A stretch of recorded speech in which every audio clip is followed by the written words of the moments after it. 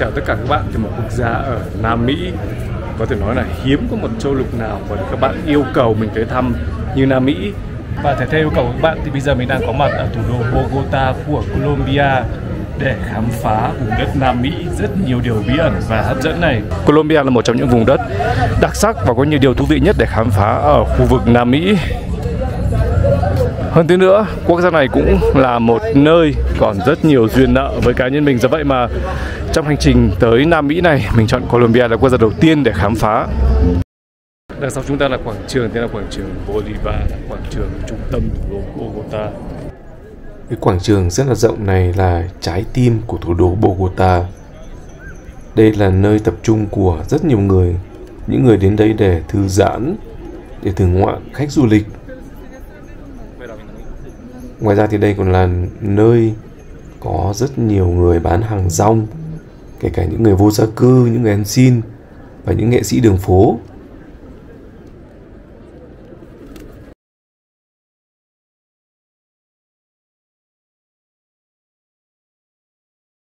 Bên cạnh đó đây cũng là nơi mà thường xuyên diễn ra các cuộc tụ họp, các cuộc biểu tình.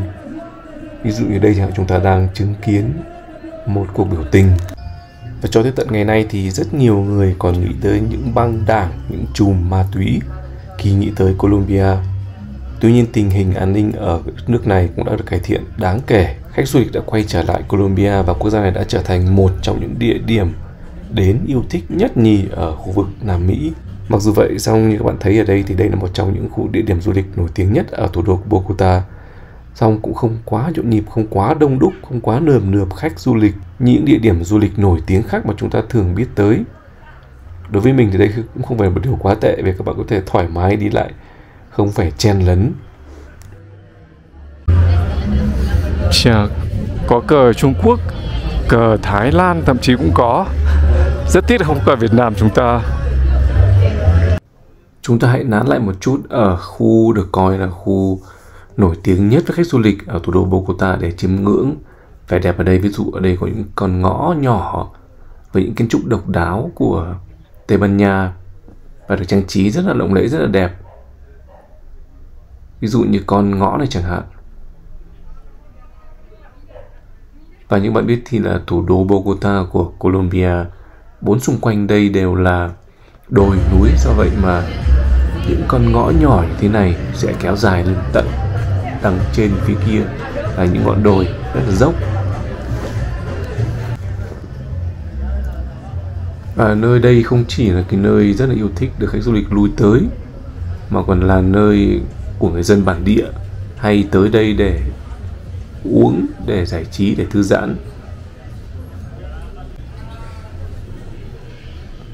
Ở đây quán xá rất là nhiều, bán đủ các loại đồ ăn.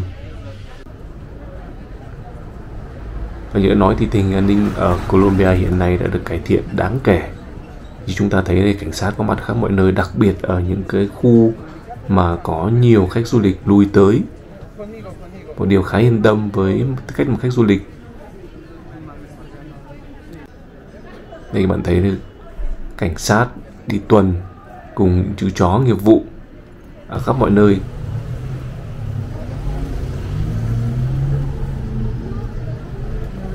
Tuy nhiên cũng cần phải nói thêm rằng những người cảnh sát đi tuần như thế này hầu như chỉ có mặt ở những nơi mà có nhiều khách du lịch lui tới. Ví dụ những cái khu này chẳng hạn. Khu này là một trong những địa điểm du lịch nổi tiếng nhất ở thủ đô Bogota. Do vậy mà sự hiện diện của cảnh sát ở đây rất là nhiều. Thế nên khi tới đây các bạn có thể đi lại thoải mái mà không phải lo lắng nhiều về tình hình an ninh. Tuy nhiên cũng cần phải có những cái sự thận trọng tối thiểu, tại vì là những kẻ móc túi, trộm có thể có và diễn ra ở bất kỳ đâu.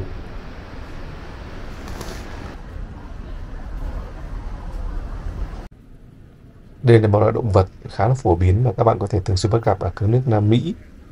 Đó là con llama, một loại lạc đà không biếu, được những người chủ mang vào cái khu có nhiều khách du lịch lui tới đây để cho họ chụp ảnh để kiếm tiền.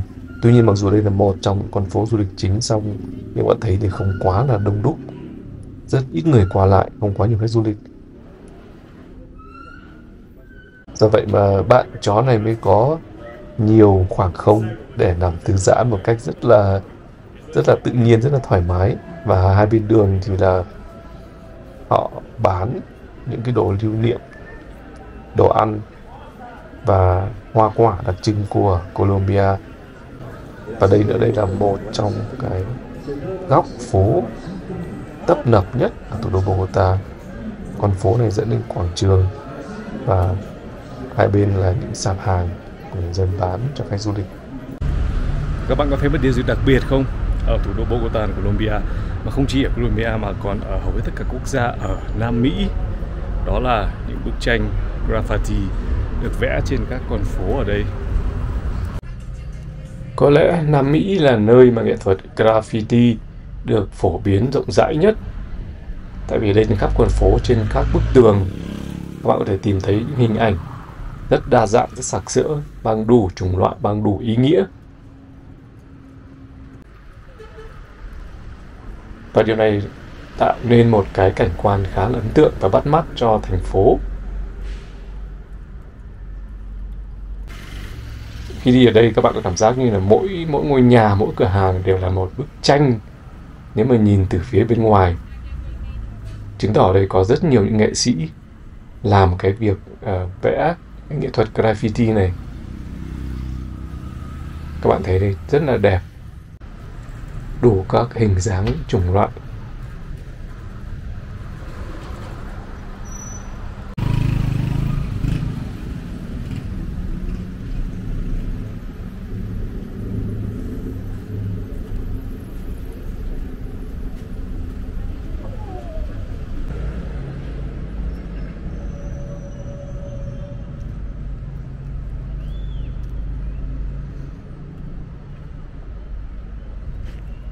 Và ngay dưới cái hình graffiti này là những người bán hàng và những cái đồ họ tự làm.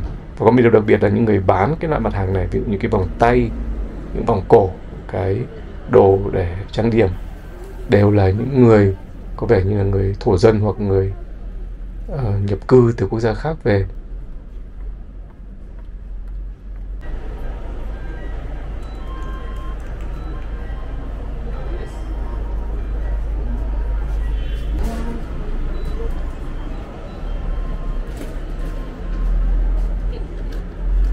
Còn bên đường phố là nơi tập trung của người bán hàng rong và cả những người vô gia cư nữa. Ở đây là một cửa hàng nữa của một người phụ nữ và các em bé. Trong hình dạng họ thì các bạn có thể dễ nhận ra ngay là họ thuộc tộc người, có thể tộc người Maya, rất phổ biến ở Nam Mỹ. Họ bán những cái loại vòng cho khách du lịch mà họ tự làm. Và bây giờ chúng ta sẽ làm quen với một gương mặt khác của thành phố Bogota. Các bạn có thể thấy là ở các bên hai đường phố của thủ đô Bogota có rất nhiều người vô gia cư, thậm chí cả những người nghiện sống. Do vậy mà nó tạo nên cảnh quan có thể nói là khá là hỗn độn, khá là không được đẹp mắt và cũng hơi lộn xộn, không được sạch sẽ lắm. Đây, như cả chú chó này cũng có vẻ như là chó vô gia cư thì phải, hoặc là có một người chủ nào đó cũng vô gia cư. Đây có vẻ như là người chủ này. Nhưng bạn thấy thì ngoài những khu mà khách du lịch thường lui tới ra thì các con phố khác ở thủ đô Bogota trông không được đẹp mắt lắm và khá là bẩn thỉu, rất nhiều rác rưởi.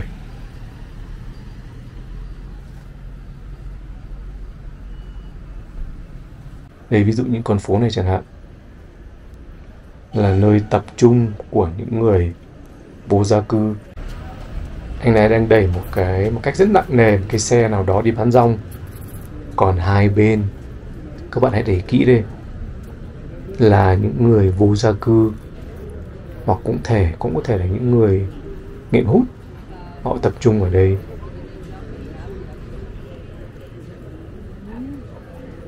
Những cảnh tượng như này các bạn có thể thấy rất là phổ biến ở thủ đô Bogota.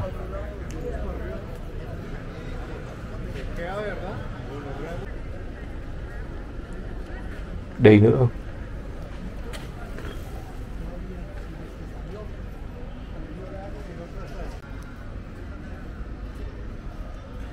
Có thể nói họ cũng là một phần góp mặt vào hình ảnh của thủ đô Bogota. Ví dụ bác này chẳng hạn, mang một cái xe rất nhiều đồ.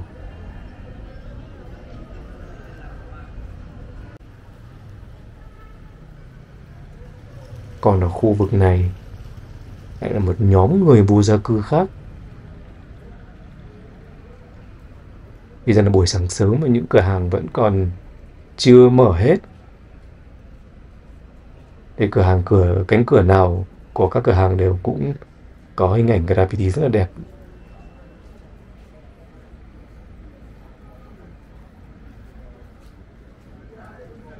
Ngay bên cạnh đấy các bạn thấy đây là một nhóm người vô gia cư.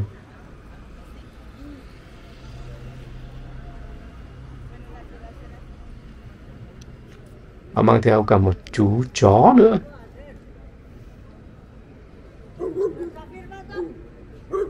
Các bạn có biết tại sao ở đằng trước các cửa hàng này lại ướt không? Nguyên nhân được gây nên bởi một loại có thể gọi là đặc sản ở thủ đô Bogota. Loại đặc sản này có mùi rất là khó chịu và bốc lên ở khắp thành phố. Ví dụ cô này chẳng hạn, cái việc đầu tiên vào mỗi buổi sáng sớm trước khi mở cửa hàng đó là phải rửa ráy cái khu vực xung quanh trước cái cửa hàng của mình để đánh bay cái mùi này đi. Đây là một nhóm người có vẻ như không phải là họ đi làm mà họ tuần hành hoặc là diễu hành để phản đối một cái gì đó.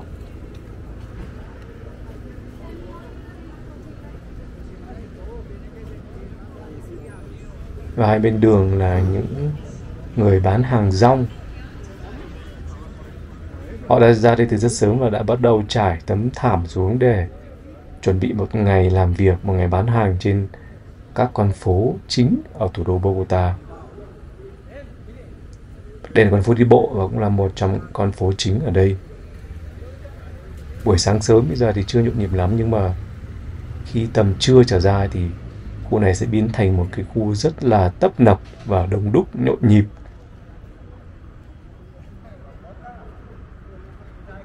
Cảnh sát Colombia có vẻ như rất nỗ lực trong việc dẹp bỏ những cái khu ở tự phát của những người vô gia cư hoặc những người có thể nói là bị nghiện. Và đây là một cảnh nữa.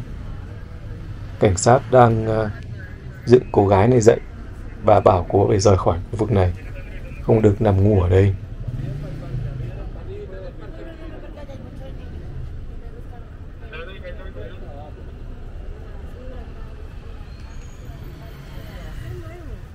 Tuy nhiên, những người vô gia cư, những người nghiện hút là những cái cảnh tượng có rất nhiều ở thủ đô Bogota, nhan nhản ở khắp mọi nơi. Do vậy, việc những người vô gia cư này phải đi nhặt rác để kiếm thức ăn là một cái điều rất là dễ hiểu và là một cảnh tượng cũng khá là phổ biến có thể gặp ở trên các con phố ở thủ đô Bogota. Cộng vào đó là còn có những người già nữa. Ví dụ như cảnh này chẳng hạn là một bác khá là già rồi vì nhặt thức ăn trong đống rác.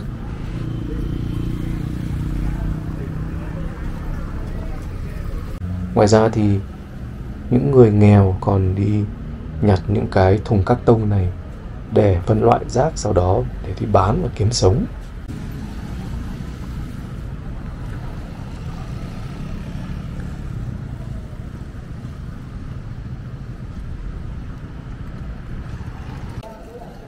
Anh bạn này cũng là một người vô gia cư và có vẻ như tài sản duy nhất của anh ta là một chiếc xe và là những chú chó. Bạn thấy trong này còn có một vài chú chó nữa nằm rất ngoan cùng chủ để đi ăn xin kiếm ăn. Có vẻ như là không chỉ có chó mà anh này còn có cả mèo nữa. Có vài chú chó và còn trên này còn có cả mèo nữa. Đây trên này còn có mấy chú mèo, 2-3 chú mèo nằm trên tầng cao nhất này nữa. Còn tầng dưới là nơi ở của những chú chó. Colombia là quốc gia có trữ lượng khai thác một loại ngọc là ngọc màu xanh này lớn nhất thế giới.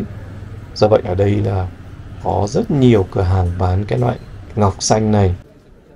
Bên cạnh đó, ở trên quảng trường này còn có hẳn một khu chợ chỉ riêng bán các loại ngọc xanh này thôi. Khu chợ này thực ra là một khu chợ đen. Ở đây tập trung rất nhiều người, họ trao đổi, buôn bán các loại hạt ngọc này một cách có thể nói là bất hợp pháp. Tại vì người dân ở đây họ gọi khu chợ này là chợ đen và chợ bất hợp pháp. Nhưng mà cái việc buôn bán diễn ra một cách rất là công khai và không có cảnh sát hoặc cơ quan chức năng nào can thiệp cả. Thế nên là các bạn có thể tới đây mua thoải mái mà không làm sao cả. Đây là cái loại hạt ngọc màu xanh trông rất đẹp mà các bạn có thể mua ở trên khu chợ này.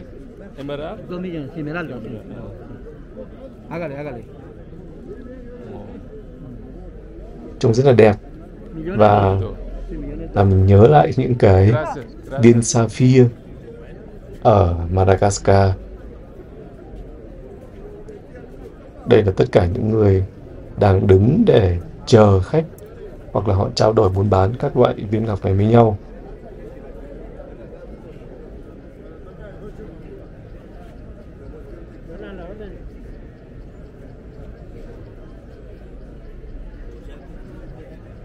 Đây là những sản phẩm mà họ làm ra từ cái loại hạt ngọc đó.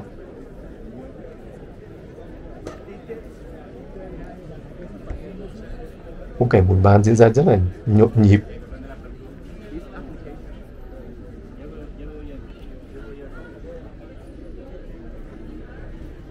Ở cái quảng trường này, cái mặt hàng duy nhất được bán là cái loại ngọc xanh này.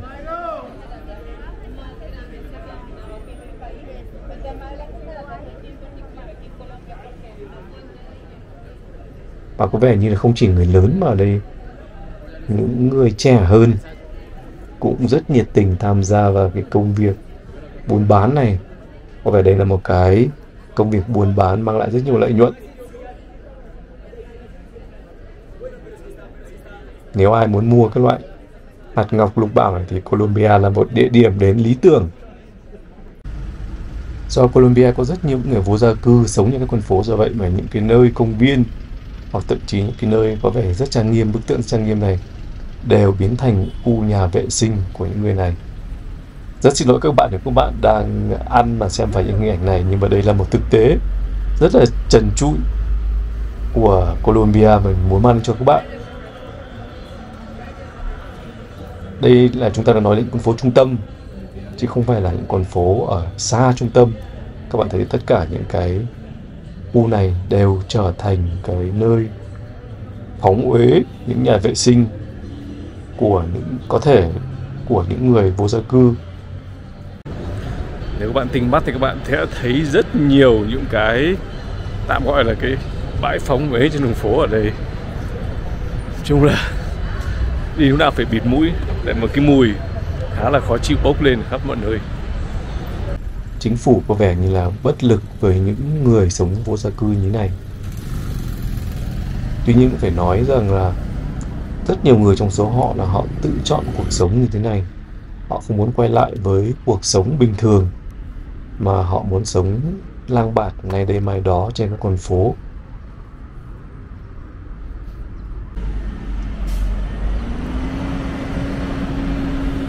Và những cảnh tượng như này tạo nên một cái mỹ quan không đẹp lắm cho thủ đô Bogota của Colombia.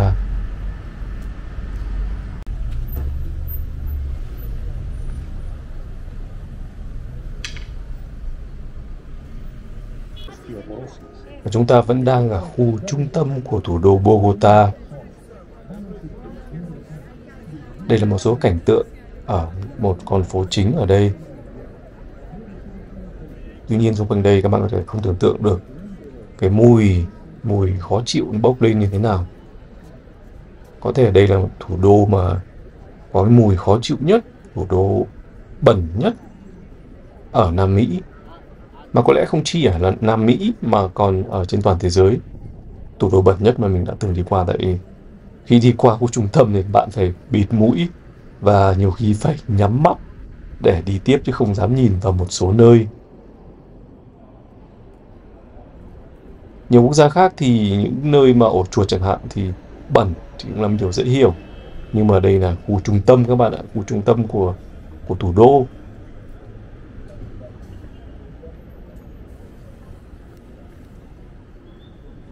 Đúng là một điều mà không nên để xảy ra. Vấn đề vệ sinh ở đây là vấn đề có thể nói là thiếu hụt trầm trọng. ngay cả ngay cả cái chú chó này cũng rất là tùy tiện, đái bậy ở khắp nơi. Đây là con phố chính ở đây. Đây là con phố đi bộ. Và bây giờ còn sớm ra vậy mà chưa đông lắm, nhưng mà khoảng tầm chiều chiều thì sẽ rất là đông. Còn đây là một khu nhà vệ sinh công cộng. Ngay đằng sau bức tượng này có bác này. Trông rất là sợ các bạn, nếu mà tính mắt nhìn thấy rõ. Nhìn thấy rõ những cảnh này. Rác rưởi rồi phóng uế, các sản phẩm vệ sinh.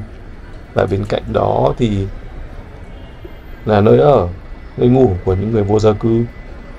Đây như các bạn thấy.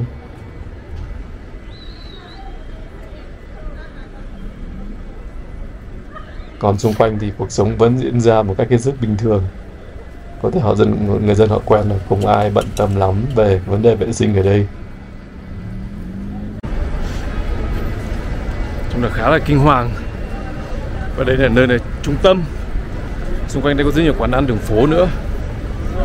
Chắc là dù thức ăn đây có ngon bằng mấy chắc cũng không dám ăn ở cái khu vực này. Tại vì là cái không khí xung quanh quá là mất vệ sinh. Có vẻ như thành phố cũng có một chút quan tâm tới vấn đề vệ sinh ở đây. Như đây các bạn có thể thấy là những nhân viên của thành phố Bogota ra vệ sinh và làm sạch cây cột điện này. Tuy nhiên với số lượng người vô gia cư ở đây thì có thể nói là đây là một cái nỗ lực như muối bỏ bể. Đây các bạn thấy bên kia này, dân vô gia cư họ sống rất nhiều ở đây, xung quanh đây.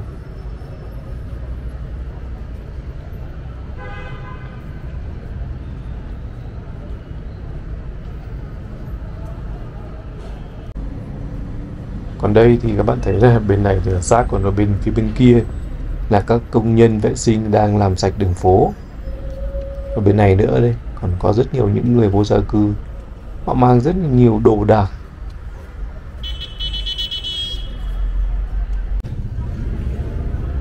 Tuy nhiên dù thế nào thì Bogota là một thành phố khá là thú vị và ấn tượng. Và có thể nói Bogota là một thành phố mang rất nhiều cái dáng vẻ và bộ mặt khác nhau. Vừa đẹp và hiện đại, vừa lộng lẫy và nhiều khi cũng rất là luộm thuộm. Và đôi khi còn rất nguy hiểm nữa. Và nếu các bạn tới thăm thủ đô Bogota thì các bạn chỉ nên ở những nơi mà khách du lịch hay lui tới, không nên tới những cái vùng quá nguy hiểm.